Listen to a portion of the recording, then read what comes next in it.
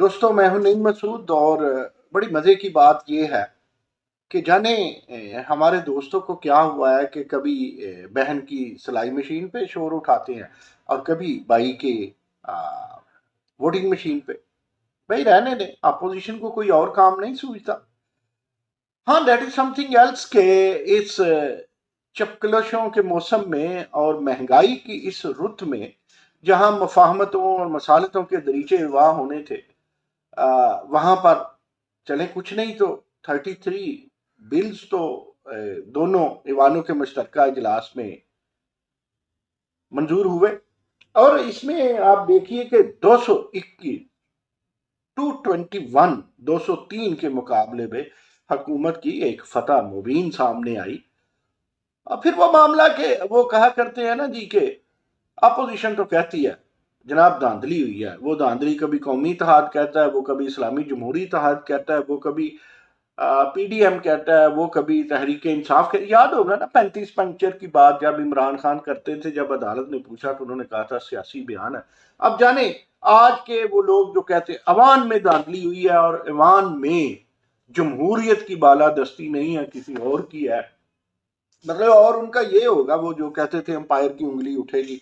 तो लेकिन इमरान खान ने तो बड़ा कमाल कर दिया। देखें, एक बात काबिल तहसीन है, वो ये कि बैरून मुल्क जो दियारे गैर में बस रहे हैं हमारे पाकिस्तानी, उन्हें कौमी इदारे में शामिल कर लिया इमरान खान ने।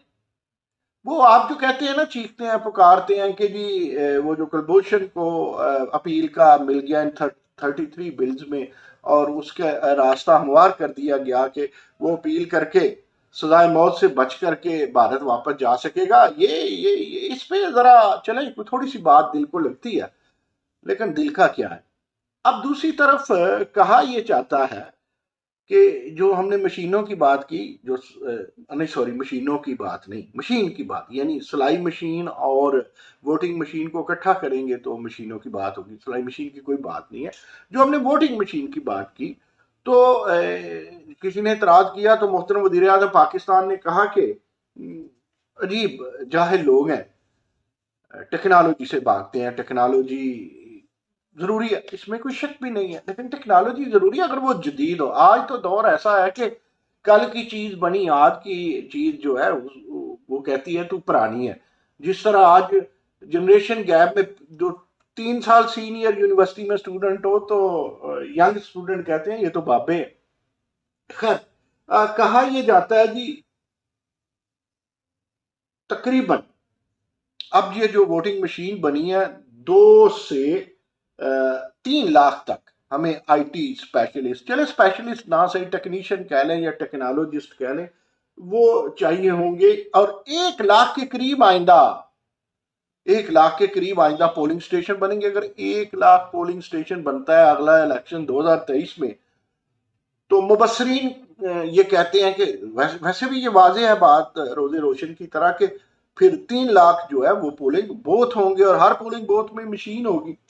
इसी तरह आप देखिए, कहते हैं जी 3 अरब रुपए इस पे लगेंगे। 3 अरब रुपए, अच्छा कोई बात नहीं, 300 अरब, सॉरी, 300 अरब रुपए इस पे लगेंगे। अच्छा, अभी अगर 300 अरब रुपए इस पे लगते हैं तो ये आइंदा इस्तेमाल नहीं होगी। यानी इलेक्शन 2023 अगर होता है और उसके बाद इलेक्शन 2028 होता है तो उसमें ये मशीनें, वो कहते हैं पहले ही नहीं, ये हुकूमत ने थोड़ी खुद बनाई है, किसी कंपनी से बनाई है और इसकी जिद्दत खत्म हो जाएगी। तो ये जिद्दत की बजाय इद्दत में चली जाएगी 2028 में ये वोटिंग मशीन मशीन। तो फिर क्या हो, अब इसमें क्या है।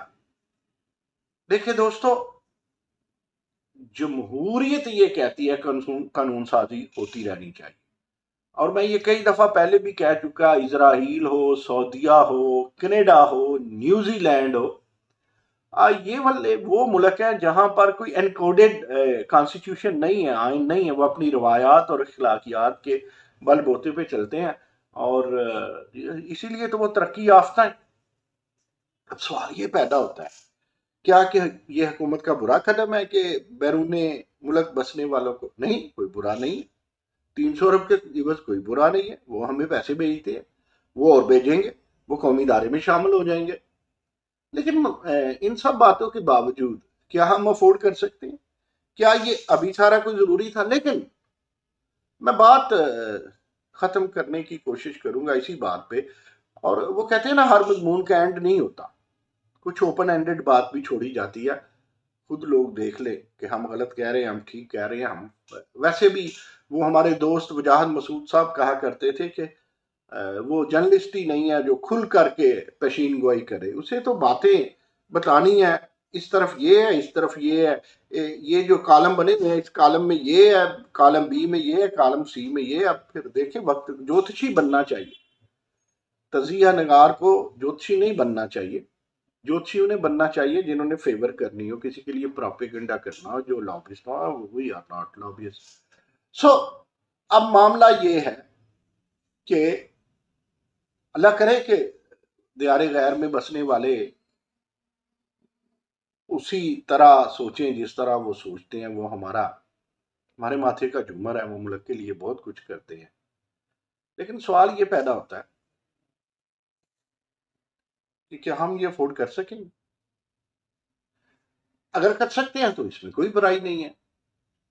लेकिन ये जो लकीरें हम खींच रहे हैं ना, अपोजिशन और हुकूमत आपस में खींच रही है, कभी लोग इधर कभी लोग उधर। आइन कुछ वैसे होते हैं जिस तरह 73 का आइन बना था, भुट्टो ने सबको एतमाद में लिया था। तरमीम भी कुछ ऐसी होती हैं, साथियों को 18वीं तरमीम में लिया गया। उन्होंने कहा, नून लीग वालों ने, जी खैबर पख्तूनख्वा नाम रखना है, तो उसमें खैबर का नाम आया, वो ले आएंगे। इसी तरह और सारी चीज़ों में जिसमें बड़े बड़े काम NFC अवार्ड के हुए 18वीं तरमीम के तहत, सूबों को खुद मुख्तारी मिली, तो आइन साजियाँ कुछ इस तरह हों तो अच्छी हैं। लेकिन बहरहाल हुकूमत अच्छी है। अब देखते हैं कि वो जो हेलीकॉप्टर पे मशीनें जाएंगी, वो उसका क्या होगा? हेलीकॉप्टर पे ही वापस आएंगी, उसका क्या होगा? कहते हैं चिप किसी के हाथ लग गई तो वो कुछ भी कर सकता है। चिप गुम हो गई तो मामला गुमसुम हो सकता है। हमारे तो आरटी बैठ गए थे ना। तो फिर ये है कि बिजली जरूरी है हर पोलिंग स्टेशन पे, हर पोलिंग बूथ पे। जदीद दौर है ना, जिद्दतों से क्यों भागते हैं? नहीं भागना चाहिए। वजीर आजम पाकिस्तान ने दुरुस्त कहा है। फिर इसी तरह आप देखिए कि एक्सपर्ट होना चाहिए। दो चार इलेक्शन में बतौर प्रिजाइडिंग ऑफिसर हमारा भी तजर्बा है, तो खाली ठप्पे लगाने वालों में आसान काम नहीं। आप देखेंगे कि हाँ, वोट खराब हो गया ना, वोटर्स दोबारा नहीं डाल सकेंगे वो जो पहले आप डालते थे। लेकिन यार, इलेक्शन कमीशन ने दोनों अवानों को खत लिखा था कि it's not possible. Election commission अपना ही अदारा है। पाकिस्तान में काफी अदारे हैं, उन अदारों को आपस में लड़ाना नहीं चाहिए और सिर्फ एक अदारे की माननी नहीं चाहिए। बाकी देख लीजिए। अल्लाह हम सबका, अल्लाह मेरे मुल्क का, अल्लाह आपका, सबका हामी नासिर हो। आज के लिए बस इतना ही। नतीजा खुद